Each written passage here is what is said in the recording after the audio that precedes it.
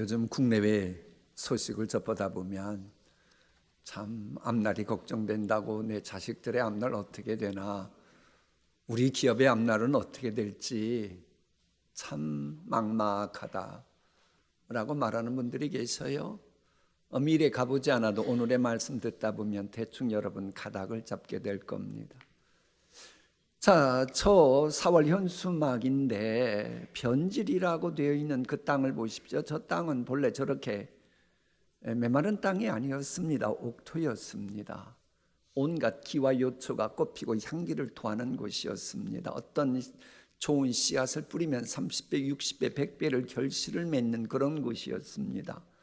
저곳에서의 나무는 세상을 뒤엎을 듯 막 컸었습니다. 근데 어느 순간부터 저렇게 앙상한 가지가 되기 시작했고, 막 잘 자라던 풀포기들이 그 칼같이 찌르는 태양볕을 감당 못하고 시름시름 앓다가 파김치가 되고, 그러면서 더 이상 버티지 못하고 죽어가서 저렇게 된 겁니다. 언제부터 저렇게 된 줄 아십니까? 하늘에서 내리는 단비를 만나지 못하고 흐르는 시냇물의 영향을 전혀 받지 못했기 때문입니다. 만일 저곳에 있는 초목들이 촉촉한 습기를 제공하는 단비라든지 이슬비 같은 그것이 제공됐더라면 저런 모습 전혀 보이지 않고 시절을 쫓아 과실을 맺고 청청한 잎사귀와 열매로 풍성했을 것입니다. 황무지 같은 세상 살아가면서 지금 당장의 이해관계의 혈안이 된 채에 우리가 모르는 사이에 내리는 은혜의 이슬과 단비를 내려주시는 하나님과의 관계를 소홀히 하고 외면할 때는 좋은 일에 오는 것을 보지 못하는 인생이 됩니다. 설령 지금 아무리 좋은 환경 가졌다 할지라도 생수가 공급되지 않으면 아까 그림처럼 서서히 되어갈 수밖에 없습니다. 여호와께서 이와 같이 말씀하시니라. 무릇 사람을 믿으며 육신으로 그의 힘을 삼고 마음이 여호와에게서 떠난 그 사람은 저주를 받을 것이라. 그는 사막의 떨기나무 같아서 좋은 일이 오는 것을 보지 못하리라. 저기에서 끝나면 그건 이단 사이비의 가르침이 됩니다. 우리 기독교는 거기서 끝나지 않습니다. 설령 그리했을지라도 그 다음의 말씀, 그러나 무릇 생수의 근원 되신 여호와를 의지하며 여호와를 의뢰하는 그 사람은 복을 받을 것이라. 상상해 보십시오. 메마른 땅입니다. 어느 날부턴가 시냇가에 물이 그냥 펑펑 솟아나듯 하는 놀라운 일이 벌어집니다. 그 메말라가던 그 풀포기에 드디어 이슬이 맺히고 단비를 먹습니다. 그럼 그때부터 놀라우리만큼 다시 일어나기 시작합니다. 모든 생물이 윤택하게 자랍니다. 유실수 나무는 그 뿌리를 시냇가에 내리면서 이제는 시절을 쫓아 풍성한 열매를 맺게 됩니다. 설령 태양빛이 칼같이 찌르며 장렬할지라도 시냇가에 심겨진 인생은 이 여유를 가지고 그래? 네가 나를 이렇게 칼같이 찌르는 뜨거운 태양빛이야? 그때의 여유를 가지고 더 청청한 미소를 띠는 그 잎사귀를 자랑하게 되는 것입니다. 이건 상식이에요. 진실로 마음문을 열고 생수의 근원 되신 하나님을 영접하시기 바랍니다. 그래서 온갖 은혜의 물결이 우리의 삶 가운데 밀려들어오면서 옥토 같은 인생이 되십시오. 따라서 재난의 태양이 장렬해도 두려워하지 않는 인생, 그 잎이 청청하며 가무는 애에도 걱정이 없는 인생 되시기를 축복합니다.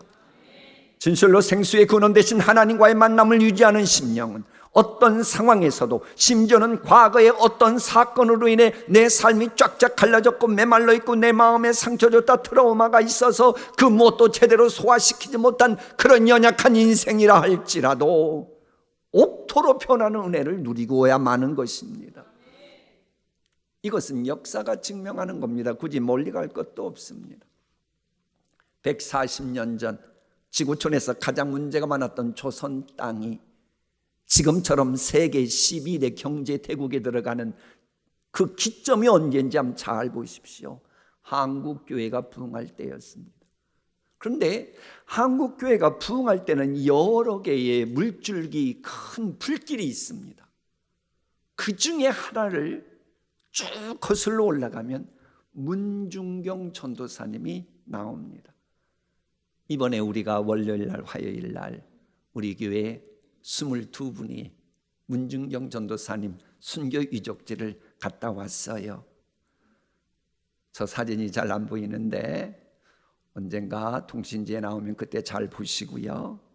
목숨을 바쳐서라도 진리를 붙든다는 약속대로 복음을 전하다가 이 공산당원에 의해서 1950년 10월 5일 새벽에 축창으로 계속 찔림당하고 최후에는 총탄에 확인 사살까지 받으며 순교하셨습니다. 말씀을 위해 목숨을 내놓았던 썩어지는 미랄이었던 실은 그분과의 만남을 통해 한국교회의 엄청난 부흥의 역사가 일어납니다. 섬에서만 복음 전하던 무명의, 이분은 결혼할 때까지만 해도 17살에 결혼했는데 글자도 제대로 깨닫지 못했습니다.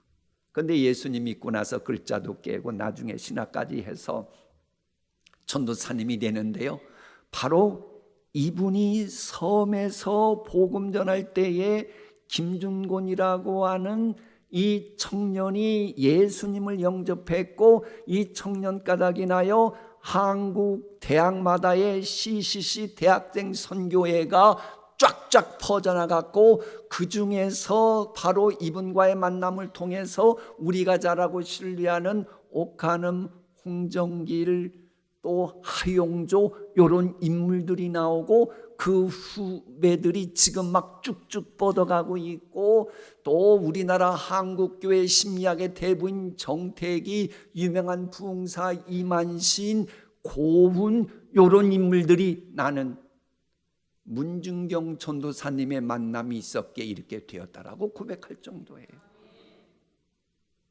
단 한 명의 만남이 놀라운 열매를 계속 맺고 있는 거예요.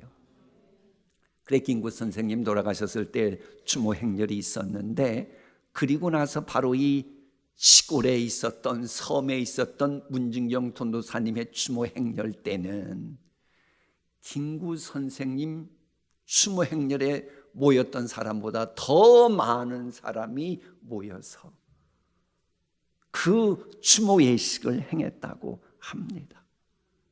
예수님을 위해 목숨도 명예도 바치는 썩어져가는 미랄이 되면 결실이 그치지 않습니다.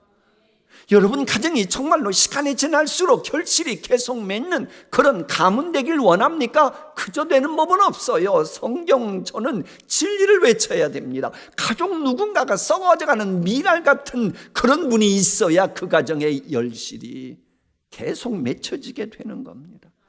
자, 보세요. 시장에서 사과를 샀습니다. 그런데 사과를 샀는데 관리하지 못하다 보니까 색이 파래입니다. 썩어갑니다. 곰팡이가 섭니다. 그건 변질이라고 합니다. 변질은 원래 좋은 상태에서 점점 나쁘게 되어가는 것을 변질이라고 합니다. 우유가 시간이 지나면 부패하여 썩은 우유가 되는데, 이때 단백질이 분해되고 부패가 시작되어 더 이상 원래의 유익한 우유 상태로 되돌아갈 수는 없습니다. 교회 같으면 세상 유행 풍조에 바이러스에 감염되어 복음의 본질과 교회의 전통을 상실할 때에 교회는 썩어져 가고, 그러면 주님은 그런 교회 안 붙드시고 그냥 역사 무대에서 추방시키고 마는 겁니다. 자, 그런데 길거리에서 덤핑하는 사과를 샀어요. 그거 가지고 집안에 오는 여러 손님들을 대접할 그 빵에 바를 사과잼을 만들었습니다. 변화는 원래의 것을 더 좋은 방향으로 만드는 것, 그게 바로 변화입니다. 우리 동신교회는 복음의 본질과 교회의 전통은 유지하면서 더 나은 방향으로 나아가는 건강한 변화가 있어야 복된 미래가 펼쳐집니다. 만에 하나 교회의 본질인 예수님의 십자가의 도가 파괴되고 교회의 전통이 세상 유행 풍조에 짓밟힌다면 처음에는 괜찮은 것처럼 보여도 나중에는 변질되어 주께서 붙드시지 않게 되는 겁니다. 마치 맛을 잃은 소금은 밖에 버리워져 밟히는 것처럼 말입니다. 아무리 강조해도 지나치지 않는 것, 우리의 미래를 결정하는 변화이건 변질이건 중요한 것은 만남이 공통분모입니다. 이번 성지순례 다녀오면서 가장 많이 들었던 말 가운데 하나가 만남입니다. 사실 성경을 보면 축복 가운데 가장 큰 복은 만남의 복입니다. 하나님을 만나건 그건 복이지요. 무엇을 만나느냐, 누굴 만나느냐가 중요해요. 사실 아무리 좋은 씨앗도 땅을 잘 만나야 결실을 많이 맺는 거예요. 자식은 복된 부모 만나야 자식이 잘 됩니다. 뭐 부모님이 얼마나 많이 배웠고 못 배웠고 그거 아무런 상관없습니다. 복된 부모 만나면 그 자식은 아무리 부모님이 못 배웠어도 앞날이 쫙쫙 하나님이 이끌어 주시고 펴지기 시작합니다. 특히 신앙 전승 차원에서 약속 지키는 부모 만나는 게 큰 복입니다. 왜? 부모가 약속을 지키면 자식이 부모를 신뢰합니다. 그걸 보고 자란 자식은 신앙을 가져도 하나님 아버지라고 부르면서 우리 아버지는 약속을 지키셨던 분이야. 그게 있기 때문에 하나님 아버지를 믿는 게 훨씬 수월해집니다. 그런데 이 아버지가 말은 그럴듯하게 해놓고 약속을 안 지키네. 그럼 자식이 배신감 느끼고 믿지를 못합니다. 그런 사람은 신앙을 갖는다고 해도 하나님 아버지라 그래도 하나님 아버지도 약속 안 지킬 걸 생각하고 믿음 생활에 문제가 생겨요. 오죽하면 말틴 루터는 왜 하나님을 아버지라고 했는지 모르겠다고 투덜투덜 댔잖아요. 왜냐하면 본인이 어렸을 때 아버지로부터 맞을 때 혁띠 풀려가지고 매를 맞았거든요. 그러니까 하나님 아버지가 싫은 거예요. 그냥 하나님이라 그러면 되든지 하나님 어머니라 그러든지 해야지 왜 아버지라고 했냐. 그리고 그 용어를 별로 사용하지 않았어요. 그래, 자식 신앙교육 잘 시키고 싶으면 약속 지키는 부모님들 되시기 바랍니다. 이 부부관계도 그래요. 부부관계도 서로가 결혼서약 지켜야지. 조금 분수가 됐다고 언제부턴가 결혼서약 우습게 알고 봉급을 그전같이 안 해준다고 우습게 알고 그러면 그거 자식이 봐가지고 별로 신뢰 안 갑니다. 힘들어도 약속 지켜야 신뢰가 되고 든든히 서가는 거예요. 여러분, 백성들이 왜 일부 정치인들 신뢰하지 않는 줄 압니까? 유권자들의 표가 필요할 때는 그럴듯한 약속을 해야 되는데 선거가 끝나고 나면 약속을 안 지키네. 그러니 불신사회가 되는 겁니다. 교회도 그래요. 중직자들이 약속을 지킬 때에 다른 교인들이 그걸 보고 우리 교회는 믿을 수 있겠구나 하고는 그분들께 일을 맡기고 본인들은 은혜 받는 데만 매진하는 거예요.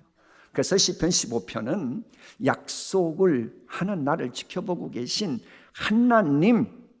하나님을 믿기에 해로울지라도 서원한 약속을 지키는 사람만이 교회 장막에 거한다라고 명시할 정도입니다. 자, 궁금한 건 이거예요.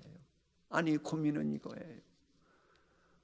우리 부모님은 어려서 약속을 잘 지키지 않았어요. 그러면 어떻게 해야 되죠? 이대로 끝나야 됩니까? 아니에요. 이제부터라도 약속 강조하시는 하나님 만나면서 하나님과 친밀해지면서 나 때부터라도 약속을 우습게 하는 저주를 끊어버리고 그리고 계속해서 약속 지키도록 힘실어 주시는 하나님과의 만남을 가지면 됩니다. 진실로 불행한 만남을 가졌어도 예수님 만나면 불행한 만남에서 탈출합니다. 마치 이스라엘 사막이 처음에는 적과 꿀이 흐르는 땅이었다가 언제부턴가 사막이 되었지만 또다시 요단강물이 공급되자 지금의 세계적인 오렌지 그 농장이 되었듯이 말입니다. 안타까운 것은 울창했던 삼림이 시간이 지나면서 사하라 사막, 몽골의 고비 사막이 되듯이 행복한 환경 여건이었는데도 잘못된 만남으로 불행해지는 사람들이 있어요. 그래 지금은 은퇴하신 분인데 교인 중에 대통령도 계시고 수많은 유정자들도 계시고 뭐 세계적으로 알아주는 뭐 기업 뭐 학자들도 있는 그분을 많이 접했던 분이 해준 이야기예요. 자기가 보기에 만남에는 플러스 만남이 있고 마이너스 만남이 있더라는 거예요. 사실 누군가 만나면 살만 나게 하는 만남이 있어요. 그런 만남은 계속 더 만나고 싶어요. 그런데 누굴 만났다 그러면 스트레스가 쌓여. 아우 피곤해요. 아우 스트레스 쌓여. 아우 시험 들어. 주여 긍휼히 여기소서. 마음이 답답해 오고 막 힘이 들고 다시 만나고 싶지 않은 마이너스 만남이 있습니다. 만남을 가져도 어떤 사람 만나면 그야말로 얼굴에 미소가 막 띄어지는 그런 만남이 있는데 그 인간 만남에 미간이 찌푸리게 하는 찡그러지게 만나는 만남이 있어요. 미간을 찡그리게 할 만남보다 미소 짓게 하는 만남이 많아지시기를, 그런 주인공 되시기를 축복합니다. 많은 경우의 만남은 선택관이 내게 있습니다. 내가 선택한 것만큼 그 만남에 대한 결과 책임도 내가 져야 합니다. 자, 그런데 문제는 내 의지와 상관없이 만나야 되는 만남들이 있어요. 가정에서 내가 태어난다. 여러분이 선택했어요? 그렇게 되어졌어요? 되어진 거예요. 필연적인 만남. 대한민국 국민으로 태어난 거 내가 원하는 거 아니에요. 지금 시대를 만나는 건 내 힘으로 된 게 아닙니다. 그것은 인간의 힘으로 된 게 아니고 그저 필연적으로 운명적으로 된 건데, 문제는 그게 불행하게 될 때에 너무 힘이 들어요. 근데 성경을 보면 내가 아무리 필연적인 만남이건 선택한 만남이건 뭔가 문제가 있을 때 이제부터라도 주께서 원하시는 그런 복된 미래를 꿈꾸고 싶을 때는 전능자 하나님의 만남을 가져보십시오. 그럼 그때부터 얼마든지 상황이 변해집니다. 왜? 하나님은 아주 절망적인 상황일지라도 기이한 일을 행하시는 분이기 때문입니다. 요나 보세요. 물고기 뱃속에 들어갔어요. 그럼 끝난 겁니다. 그런데 끝난 것 같은 죽음의 자리에서도 기도를 하고 누굴 만나요? 하나님 만나니까 웬걸 끝나지 않고 하나님을 만나니 귀한 도움 얻으면서 역사상 최초의 선교사라고 하는 자리매김을 하잖아요. 하나님 만나면 되는 겁니다. 자이건 타이건 죽어 할 수밖에 없는 불행한 환경일지라도 하나님 만나면 복된 미래 펼쳐질 수밖에 없다는 근거는 바로 저 말씀이에요. 내가 하나님께 간구하면 우리가 전혀 생각지도 못했던 방법까지 동원해서 저기서 생각지도 못했던 방법이라고 하는 NIV 성경 보면 히든이라는 용어 써요. 숨겨진 것 같은 거예요. 비밀스러운 것까요. 하나님은 그것까지 동원하셔서 응답해 주시는 분이기 때문입니다.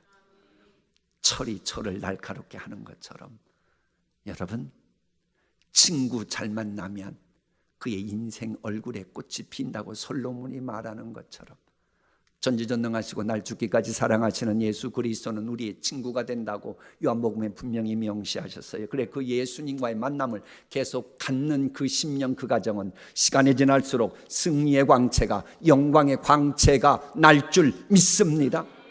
그래서 예수님과의 만남을 성경은 적극 추천하는 거예요. 또 인간적입니다.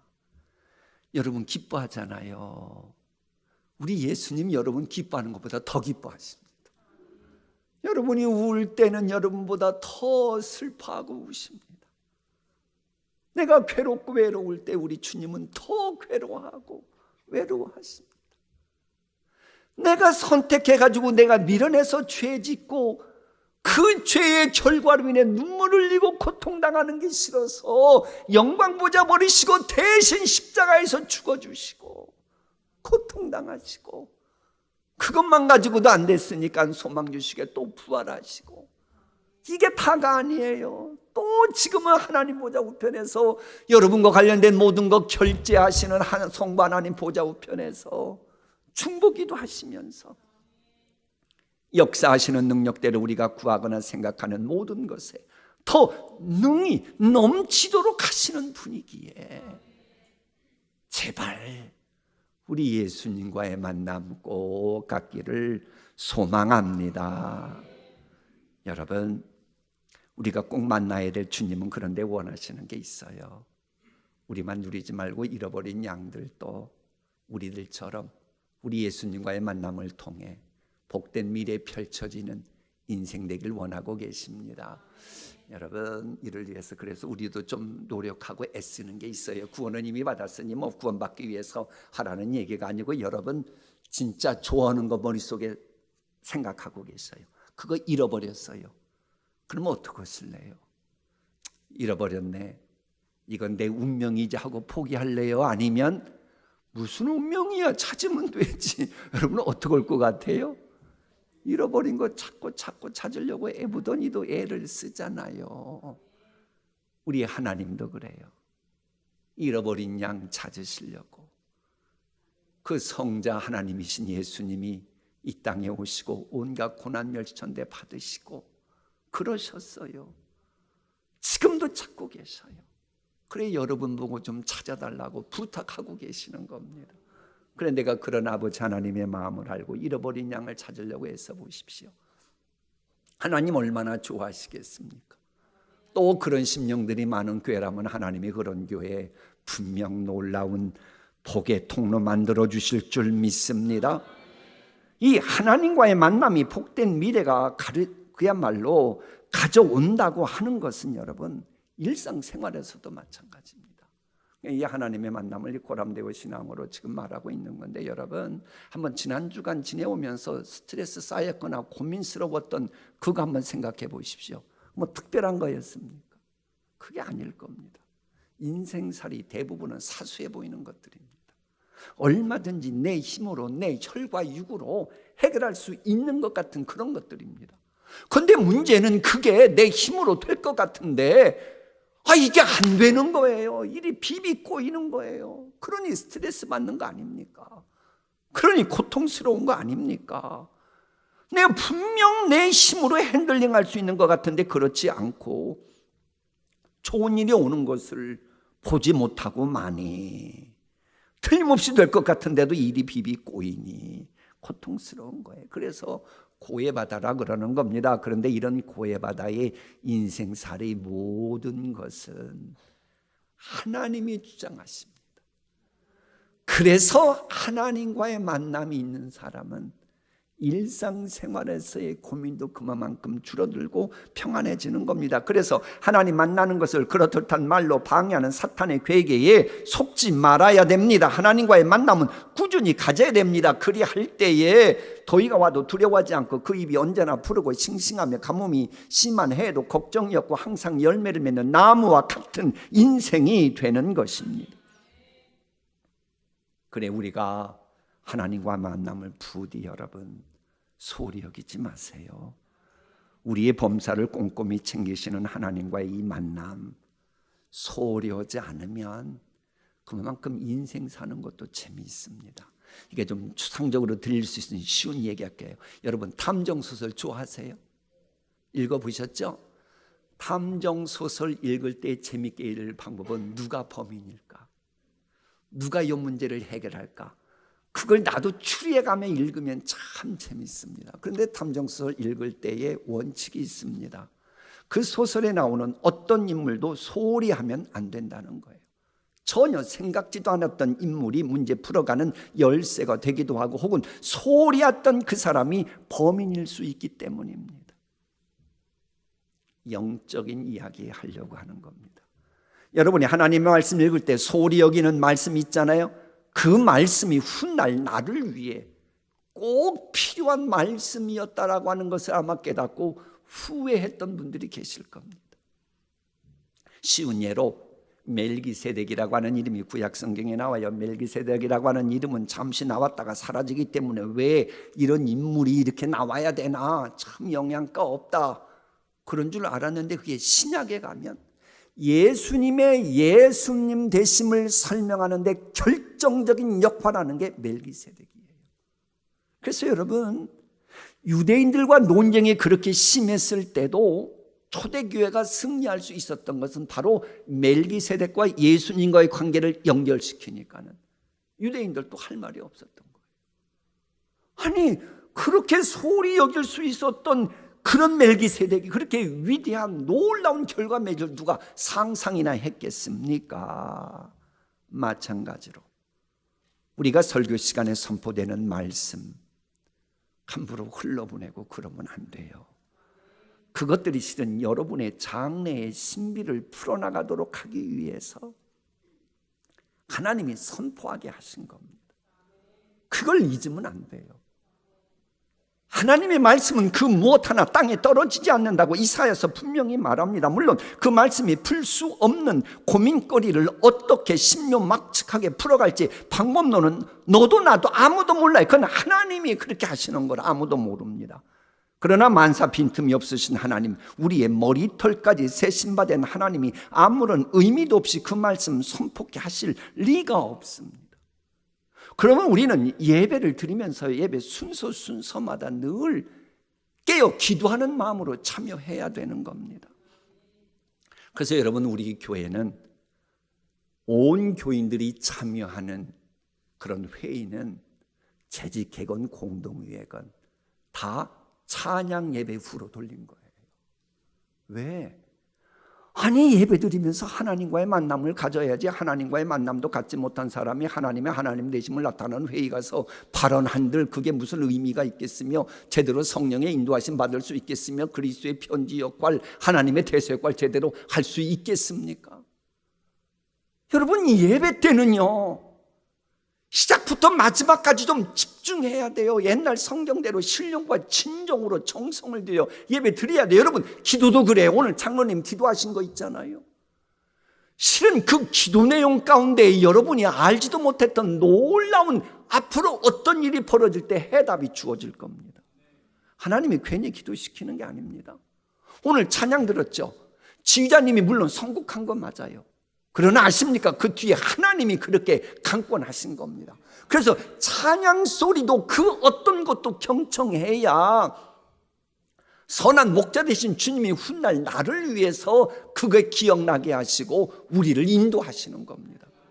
예배 순서 하나하나 여러분, 이제부터 대충 오지 마세요. 소홀히 오지 마세요. 그러면 여러분, 실족하는 일 없이 아까 보였던 변화 있는 그림처럼 그렇게 되고야 마는 것입니다. 마무리하겠습니다. 생수의 근원이신 하나님이신 예수님 멀리하면서 죄인 악인 오만한 자와 가까이 하는 사람은 쭉정이처럼 바람에 날리는 인생 된다고 본문은 말합니다. 우리 함께 읽습니다. 여호와께서 이와 같이 말씀하시니라. 무릇 사람을 믿으며 육신으로 그의 힘을 삼고 마음이 여호와에게서 떠난 그 사람은 저주를 받을 것이라. 그는 사막의 떨기나무 같아서 좋은 일이 오는 것을 보지 못하고 광야 간조한 곳 건건한 땅 사람이 살지 않는 땅에 살리라. 여기서 끝나면 이단 사이비들이 협박할 때 사용되는 그런 저주스러운 메시지가 됩니다.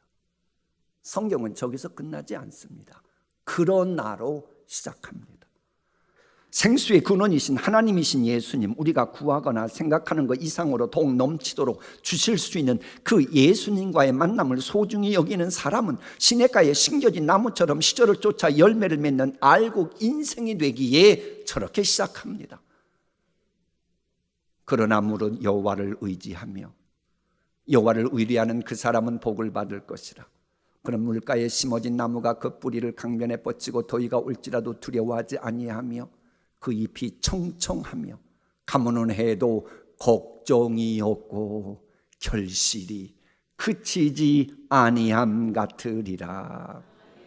아무쪼록 복된 미래가 펼쳐지게 하는, 그래서 알고 인생이 되게 하는 만남, 생수의 근원 되신 하나님과의 만남, 나는 길이요 진리요 생명이요 나는 생수라고 말씀하신 예수님과의 만남, 그 만남을 친밀하게 가지심으로 시간이 지날수록 그분과의 만남이 더욱 친밀해지심으로 지금의 환경 여건이 어떠하든지 간에 점점 좋게 변화되는 주인공 한 분 한 분 되시기를 축복합니다.